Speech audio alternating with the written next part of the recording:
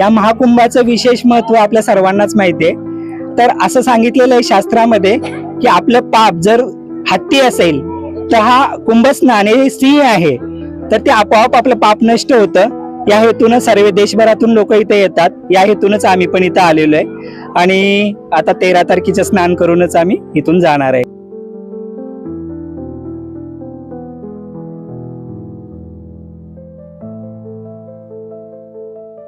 की ज्यावेळी समुद्रमंथन झालं त्यावेळी ज्या ज्या ठिकाणी अमृत सांडलं त्या ठिकाणी हा कुंभ साजरा केला जातो.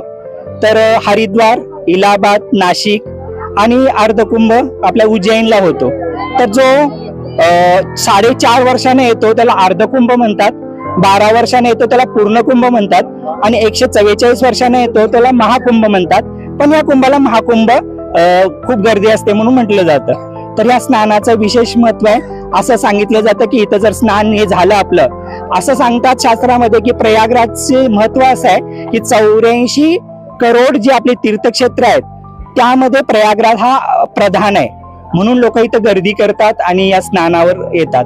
तर खरोखरच जसं आपले डॉक्टर आपल्याला एखादी गोळी देतात पण त्या गोळीतले कंटेंट्स आपल्याला जरी माहिती नसले तरी आपण ती घेतो आणि बरे होतो, त्याप्रमाणेच भले आपल्याला या शास्त्रात आपल्या शास्त्राचं ज्ञान नसलं तरी सुद्धा आपण इथं यावं आणि या कुंभाचा आनंद घ्यावा, स्नान करावं, आपली मुक्ती मोक्ष आपल्याला मिळत जाईल. मला आनंद वाटतो की गेल्या 1-1.5 महिन्यापूर्वीच मी इथं येऊन गेलो.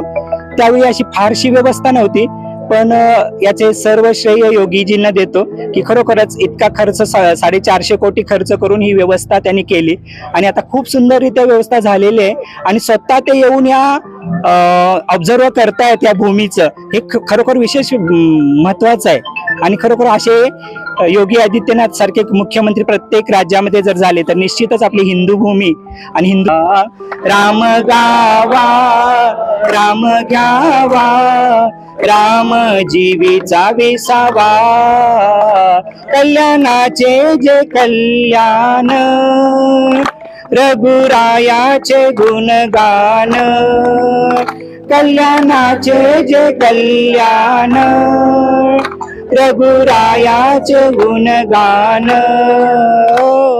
राम गावा राम घ्यावा राम जीवेचा विसावा राम गावा राम घ्यावा राम जीवेचा विसावा. जय श्री राम.